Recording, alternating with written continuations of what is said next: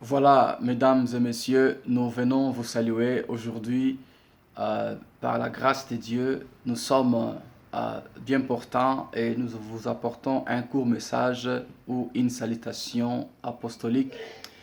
Nous nous trouvons depuis quelques jours, n'est-ce pas, ici en Belgique, à Bruxelles, pour une grande conférence dont on accompagne les Coréens, le pasteur Cho et toute son équipe avec la mobilisation dans l'évangélisation mondiale.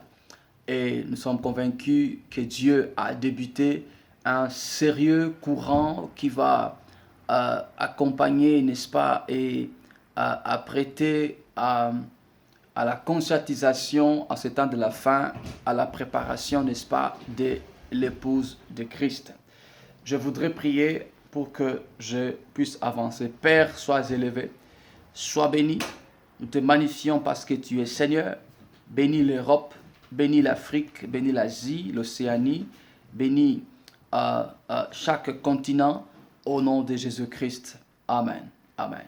Je disais, je voudrais saluer toutes nos églises, d'abord Source de Vie en Autriche, Source de Vie en Allemagne, Source de Vie en Ouganda, Source de Vie en Angola, Source de Vie en Tunisie, Source de Vie au Bénin et partout où Source de Vie à Kinshasa, Source de Vie à Lubumbashi également. Que le Seigneur vous bénisse. J'ai un court message que je voudrais, n'est-ce pas, partager avec vous aujourd'hui. Nous allons lire dans la parole du Seigneur. Gloire à Jésus. Bon dimanche à ceux qui nous suivent live et bon dimanche à ceux qui vont nous suivre en différé. Que le Seigneur te bénisse. Nous prenons nos Bibles. Gloire à ces dieux. Nous sommes dans le livre d'Ésaïe. Ésaïe, n'est-ce pas, c'est dans l'Ancien Testament. Ésaïe chapitre 7. Gloire à ces dieux. Ésaïe chapitre 7, pour ceux qui vont me suivre. Prenez le livre d'Ésaïe chapitre 7, verset 14. Gloire à Jésus. Ésaïe 7, 14, je me relire au nom du Seigneur. La Bible dit ceci. Il est écrit, c'est pourquoi le Seigneur lui-même vous donnera un signe. Voici la Vierge deviendra enceinte, elle enfantera un fils. Et elle lui donnera le nom d'Emmanuel. J'aimerais m'arrêter là. Ce matin, je viens confirmer la présence de Dieu dans ta vie. Je viens appuyer à cette écriture. Jésus-Christ, c'est lui l'Emmanuel. La Bible dit qu'il est venu chez les siens, mais les siens ne l'ont point reçu. À tous ceux qui l'ont reçu, la parole donne pouvoir de devenir enfant de Dieu. Si tu es un enfant de Dieu, sache que Emmanuel est en toi. Il est avec toi. Dans Jérémie 31, 31, la Bible dit, l'alliance que je vais faire avec vous ne sera plus comme celle de vos pères, qui était écrite sur les tablettes de pierre, mais celle-ci sera inscrite dans vos cœurs. Donc, le but de Dieu est qu'il cesse d'être extérieur. Dieu veut devenir intérieur. Dieu s'est incorporé en Christ pour qu'il vive en toi. Et Paul dit dans 1 Corinthiens 6, 18, ne savez-vous pas que votre corps est le temple du Saint-Esprit qui habite en vous? Donc, être un enfant de Dieu, le Saint-Esprit vivant en toi, tu n'es plus une personne normale, tu es surnaturel. Amen. Ce matin, je viens t'éveiller sur la présence de Dieu dans ta vie. Dieu est avec toi. Dieu est en toi. La Bible dit dans 2 Corinthiens 11, Paul explique à partir du verset 24, il dit, avant que le Christ ne parte, qu'est-ce qu'il a fait? Il a fait la Sainte Seine. Il dit, prenez ceci en mémoire de moi, chaque fois que vous en boirez. Amen. Donc, la Sainte Seine, c'est une forme d'endoctrinement de la divinité. Le Seigneur a fait faire la Sainte Seine pour que nous puissions se souvenir de sa présence à nous. Emmanuel, Dieu est avec toi. Tu n'es pas seul, Dieu marche avec toi. Ce matin, je viens encourager quelqu'un, encourager une dame, un homme, une femme, une famille, que Christ est en toi. C'est l'espérance et la gloire. Que Dieu te bénisse. Je dis que Dieu te bénisse. Je ne connais pas ton problème, je ne connais pas ta situation, mais j'aimerais juste te rappeler, quand tu as Dieu, tu as tout. Sa présence te sécurise. Gloire à Jésus. ta présence te capacite. La Bible dit, quand tu lis dans Luc 24, les disciples d'Emmaüs, ils étaient en train de marcher, inquiets, se souciant des choses dont l'un des compagnons était la solution. Ils disent, toi là, tu ne savais pas ce qui s'est passé à Jérusalem.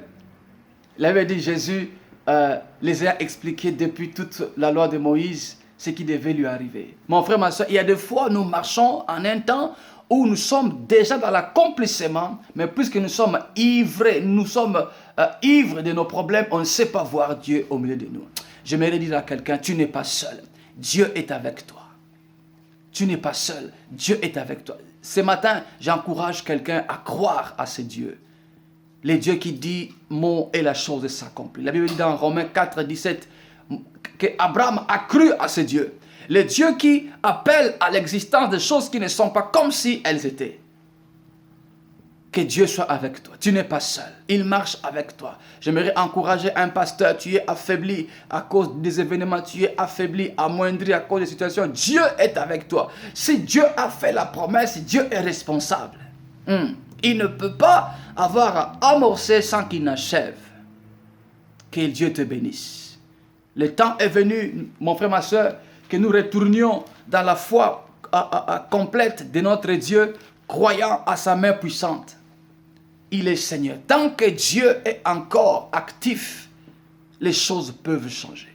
Même s'il est silencieux. Le silence de Dieu, ce n'est pas son absence. Il y a des fois, Dieu se tait, mais il n'est pas absent.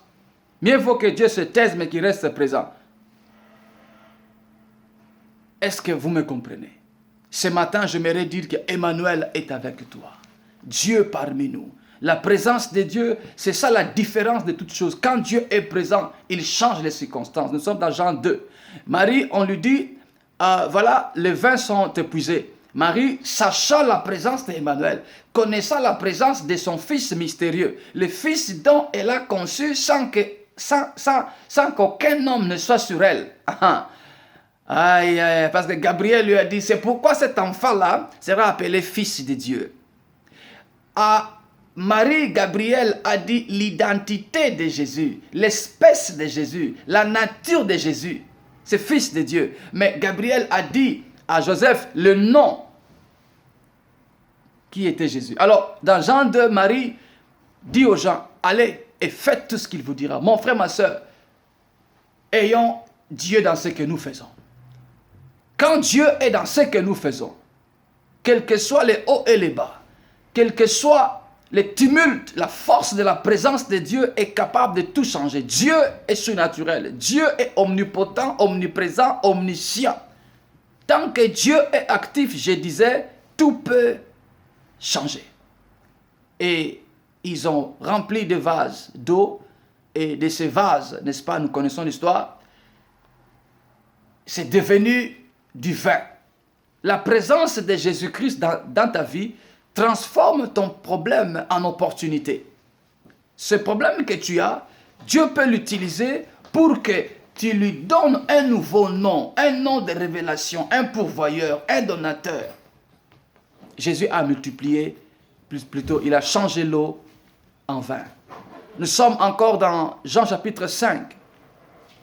La parole dit qu'il y avait un ange qui venait, n'est-ce pas, pour tourner de l'eau. Tout bouger l'eau et que le premier qui saute serait guéri. Et il y a quelqu'un qui est là, Jésus le rencontre et dit, veux-tu être guéri? Il dit, non Seigneur, moi là, bon, je n'ai personne qui me jetterait car... ouais, la présence de Dieu transforme toutes choses. Il y a des fois, Dieu frappe à nos portes, mais nous voulons lui donner nos logiques à nous. Dieu n'est pas dans nos logiques, Dieu n'est pas dans nos formules, il est dans sa souveraineté, il est dans sa volonté. Cet homme a vécu un miracle sec, pendant que tout le monde a reçu un miracle mouillé, mais lui, il en a reçu un miracle sec, parce qu'il a été guéri, délivré, il s'est mis debout, sans qu'il ne soit mouillé. Je crois qu'à la présence de Dieu, qui va te faire subir, vivre des choses surnaturelles au nom de Jésus-Christ. Dieu n'est pas dans le légalisme, dans le mécanisme, dans le formalisme. Dieu est dans sa souveraineté, il est dans sa révélation. Il peut te faire visiter sa grâce sans que cela ne soit commode à ce que tout le monde a vécu. Dieu n'est pas dans la monotonie, Dieu est dans la diversité. Gloire à ce Dieu que nous servons. Cet homme, on lui dit, prends ton lit, lève-toi et marche. J'aimerais un peu qu'on saisisse cette pensée-là de Jean chapitre 5. Comment Jésus peut dire à quelqu'un qui se lève, quelqu'un qui n'a pas marché pendant 38 ans? Donc on comprend que ce monsieur avait ses 2 pieds forts et arrivé à un âge donné, il a eu un accident, il a eu un problème, il ne pouvait plus marcher. Donc 38 ans, ses muscles n'ont pas fonctionné. En réalité, ses pieds seraient déjà rétrécis, amoindris. Mais on lui dit, lève-toi et marche. Donc, cet homme devait d'abord faire un mouvement avant qu'il sente le miracle. J'aimerais dire à quelqu'un, il faut que nous précédions le miracle de Dieu par les actions de foi. Gloire à Jésus. Gloire à Dieu. Cet homme s'est mis debout avant que ses pieds ne soient forts. Donc, le peu de force qu'il avait, il l'a utilisé en croyant à la parole de l'inconnu qui lui dit, lève-toi, prends ton lit et marche. Mon frère, ma soeur, ce matin, je viens te dire, tant que la présence de Dieu est là, tant que la grâce de Dieu est là, c'est possible que ta situation change. C'est possible que les choses changent. J'aimerais dire à quelqu'un, c'est possible que ta vie change. C'est possible que les choses changent. C'est possible qu'il y ait un grand résultat dans ta vie. Car Emmanuel est avec toi. Que mon Dieu te bénisse. Je ne sais pas de quoi tu souffres. Je ne sais pas quel est ton sérieux et vrai problème. Mais je t'amène une solution qui est Jésus-Christ, l'Emmanuel. Ce matin, Emmanuel va te toucher. Depuis le matin, moi et mes collègues pasteurs ont commencé à chanter Emmanuel. On ne sait pas pourquoi, mais nous comprenons que Dieu voulait parler à quelqu'un, qu'il est Emmanuel. Oh, laisse qu'Emmanuel passe sur ta vie. Laisse qu'il passe sur ton problème. Laisse qu'il visite ta situation maintenant pendant que nous prions, pendant que nous parlons. Laisse-le qu'il touche ta situation dans chacune des villes où vous êtes. Laisse qu'il touche ta situation. C'est possible qu'il change les concours de circonstances, qu'il change les événements. C'est possible que Dieu te donne la solution pendant que tu me suis. Il est Dieu, il est Emmanuel. On va prier le Seigneur. Père de gloire, sois élevé. Sois béni. J'aimerais soutenir quelqu'un à Innsbruck, à Vienne, à Salzbourg, à Linz. Quelqu'un qui me suit maintenant à Paris. Tu es à Bruxelles, tu vas croiser ce message. Emmanuel, il est présent. Il peut agir, il peut changer. Il peut donner de nouveaux résultats. Il est Dieu. Alléluia. Oh, le frère Pierre dans Luc 5. Cet homme a cherché les personnes nuitamment. Il n'a rien trouvé. Mais la Bible me dit, quelqu'un lui a dit, va dans les eaux profondes et jette le filet du côté droit. Quand tu croises Emmanuel, tu changes d'instruction, tu changes d'orientation, tu changes de révélation et tu auras des résultats escomptés de la part de Dieu. Nous voulons prier. Père, merci. Ce matin, nous sommes bénis de ta parole, de ta courte parole, une parole de bénédiction, une parole d'insistance, que la présence d'Emmanuel nous change et nous transforme. Bénis ma sœur, là où elle se trouve, Père, je prie pour sa maladie, qu'elle soit guérie au nom de Jésus-Christ. Je prie pour mon frère dans l'hôpital, quand tu croises ce message, tiens là où tu es malade, qu'Emmanuel te guérisse au nom de Jésus-Christ. Si tu crois, tu verras la gloire de Dieu. Ma salutation de ce matin était que Emmanuel peut changer ta situation. Il est né d'une vierge. Pourquoi? Parce que c'est le Dieu céleste qui est descendu sur terre afin de nous visiter, afin de nous donner la nature divine. Le miracle est possible en celui qui croit en Jésus-Christ. Que Dieu te bénisse. Depuis Bruxelles, l'apôtre Ange Kunda. Nous vous saluons, nous vous aimons. À la prochaine édition. Bye bye.